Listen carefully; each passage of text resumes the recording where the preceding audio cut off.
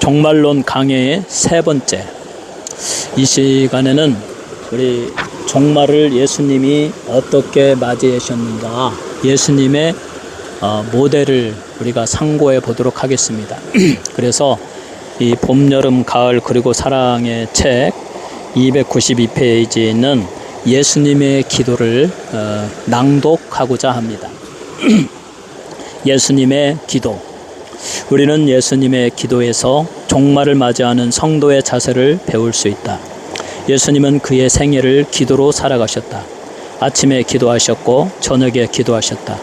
메시아의 사역을 감당하느라고 바쁜 삶 사이에서도 손을 들어 하늘의 아버지를 부르며 기도하셨다. 그의 생애의 모든 순간마다 기도함으로써 앞으로 나아가셨다. 이러한 예수님의 기도의 삶을 살펴보고 우리도 주님을 본받아서 기도로 천국에 들어가는 성도들이 되어야 할 것이다. 그리스도인에게 있어서 기도는 호흡하는 것과 같다. 마치 공기의 존재에 대한 육신적 생명의 반응이 호흡이듯이 하나님의 현존에 대한 영적인 삶의 반응이 기도이다. 그러므로 기도는 영혼의 호흡이다. 이 영혼의 호흡을 행하는 것 없이는 우리의 영혼은 죽고 만다. 당신의 영혼은 살아있는가? 그것은 당신이 얼마나 기도하고 있는가에 달려있다. 기도를 전혀 하지 않는다면 당신은 살았으나 실상은 영적으로 죽은 존재일 것이다. 그러나 당신이 끊임없이 기도를 드리는 자라면 당신의 영혼은 살아서 성령님과 교제하며 힘찬 미래의 소망으로 가득 차 있을 것이다. 예수님의 제자들은 예수님의 기도에 대하여 궁금증을 가졌다. 그들이 자주 보는 장면이었지만 예수님의 기도는 그들의 것과 같지 않았고 힘이 있고 진지하였으며 습관적으로 드리는 기도였다. 그래서 그들은 그런 예수님의 기도를 배우고 싶었다. 그래서 예수님께 부탁했다. 예수께서 한 곳에서 기도하시고 마치심에 제자 중 하나가 여짜오되 주여, 요한이 자기 제자들에게 기도를 가르친 것과 같이 우리에게도 가르쳐 주옵소서. 누가복음 11장 1절. 예수님의 진지하고 간절한 기도의 모습에 감명받은 제자들은 자기들도 그런 기도를 드리고 싶은 욕망이 생겼던 것이다. 그래서 기도를 가르쳐 주옵소서라고 요구했다. 예수님은 이렇게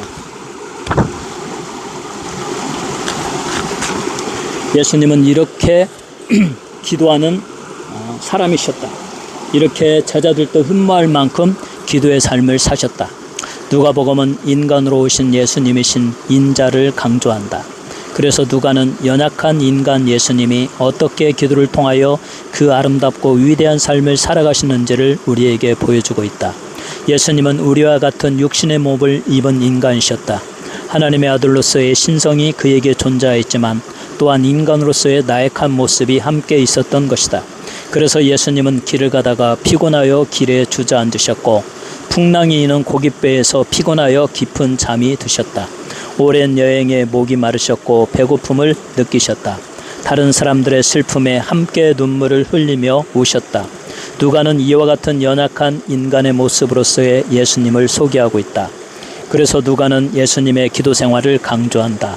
즉 예수님이 기도로서 그의 사역을 이끌어 가셨고 기도로서 그의 사명을 완수하셨다는 것을 보여주고 있는 것이다. 우리는 예수님을 믿음의 대상으로서만 생각한다. 우리의 부르짖음을 들어주시는 분으로만 생각한다. 그러나 예수님은 우리의 믿음의 대상으로서 우리에게서 멀리 떨어져서만 존재하는 것이 아니라 오히려 우리와 똑같은 연약성과 유약함을 지닌 인간 예수로서 우리 곁에 가까이 계심도 인식해야 한다. 예수님은 우리 곁에 가까이 계시는 분으로서 우리가 본받아야 할 믿음의 양식이며 기도의 모델이 되시는 것이다. 우리 곁에 가까이 계시는 연약한 인간 예수의 모습 속에서 그분의 기도와 그분의 삶과 그분의 하나님의 의존의 진실성을 우리는 배울 수 있기 때문이다. 예수님의 기도를 통해서 우리는 무엇을 배울 수 있을까? 첫째, 기도하시는 예수님은 우리에게 휴식으로서의 기도를 가르쳐 주신다. 예수님의 사역은 너무도 분주하고 힘들어서 중노동과도 같은 것이었다. 마가는 그의 첫째 장에서 생생하게 바삐 일하시는 예수님의 모습을 그려주고 있다. 예수님이 안식일에 회당에 들어가서 천국 복음을 가르치셨다. 그리고 즉시로 귀신 들린 자를 고쳐주셨다. 예수님은 잠시 쉬시기 위하여 시몬의 집에 가신다. 그러나 그곳에서 시몬의 장모가 열병에 걸려 고생하는 소식을 듣는다. 예수님은 곧 쉴 틈도 없이 그녀의 병을 고쳐주셨다. 그리고 해가 지기 시작했다. 갈릴리 푸른 호수의 서쪽 산마루의 그림자가 드리워지기 시작할 때 갑자기 사람들이 몰려들기 시작했다. 안식일의 규정이 끝나자마자 사람들이 예수님의 도움을 받으러 온 것이다. 마가는 이렇게 묘사한다. 저물어 해질 때에 모든 병자와 귀신 들린 자를 예수께 데려오니 온 동네가 문 앞에 모였더라. 마가복음 1장 32절에서 33절. 예수님은 그 사람들의 간절한 소망 앞에서 문을 닫고 쉴 수가 없었다. 그래서 그 짧은 황혼과 깊은 밤을 통틀어서 수고하셨다. 각종 병을 고치시고 귀신들을 쫓으시며 사람들을 치유하셨다. 아마 예수님은 깊은 밤에 모든 수고 후에 한두 시간의 선잠을 잤을 것이다. 그리고 새벽에 다시 일어나셨다. 마가는 이렇게 말한다. 새벽 오히려 미명에 예수께서 일어나 나가 한적한 곳으로 가사 거기서 기도하시더니 마가복음 1장 35절. 예수님은 몸과 마음이 소진하고 긴장으로 탈진 상태에 처하였으면서도 새벽에 다시 일어나셨다. 그리고 한적한 곳에 나아가 기도하셨다. 예수님의 휴식은 바로 기도였던 것이다. 기도가 예수님의 휴식이었다.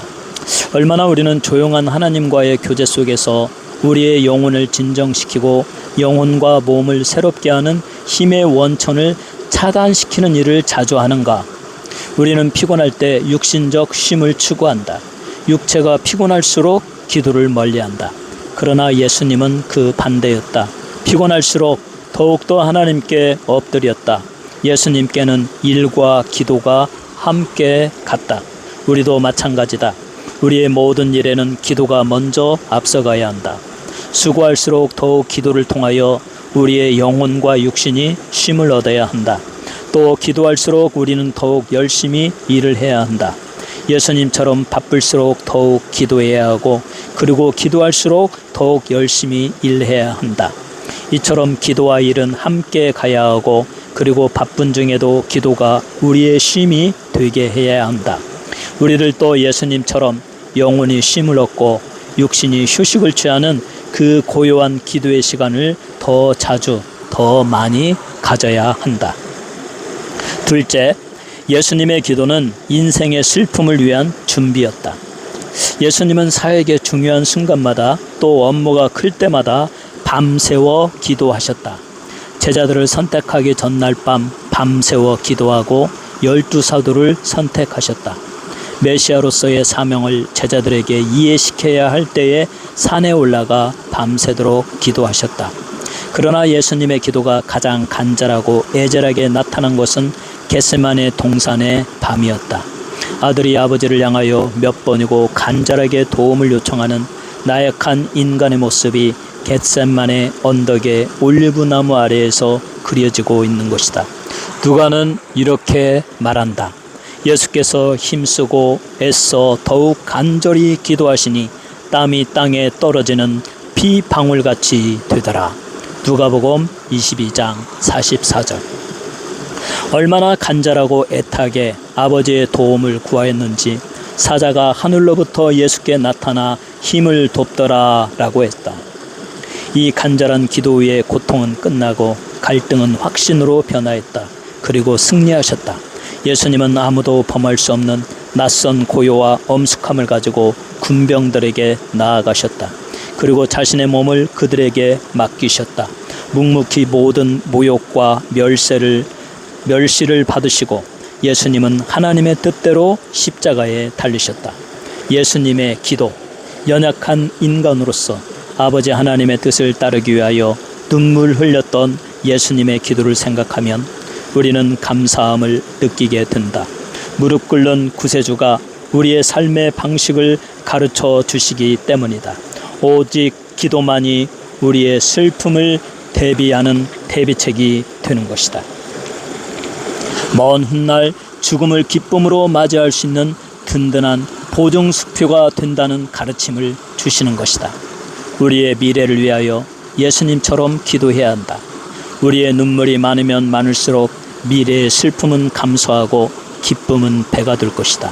언젠가 우리의 영혼은 주께로 돌아가고 육신은 한 줌의 흙으로 환원되어 사라질 그날을 대비하여 지금 이 순간부터 쉬지 말고 기도해야 한다.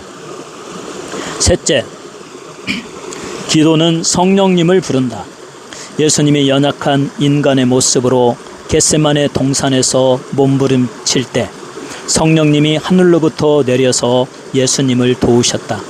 누가는 기도와 성령님의 관계들을 다음과 같이 표현한다. 백성이 다 세례를 받을새 예수도 세례를 받으시고 기도하실 때에 하늘이 열리며 성령이 형체로 비둘기같이 그의 위에 강림하시더니. 누가복음 3장 21절에서 22절. 기도하실 때에 용모가 변화되고 그 옷이 희어서 광채가 나더라. 누가복음 9장 29절. 예수님의 기도는 성령님을 부르는 기도였다. 성령님이 역사하시고 감싸주시는 기도가 예수님의 기도였다. 우리의 심령에 예수님처럼 성령님의 비둘기가 새하얀 날개를 흔들며 내려오기를 원한다면, 그래서 무질서한 우리의 심령이 질서와 빛으로 드러나기를 소망한다면 우리는 예수님이 하신 일을 먼저 해야 한다. 바로 기도하는 일인 것이다.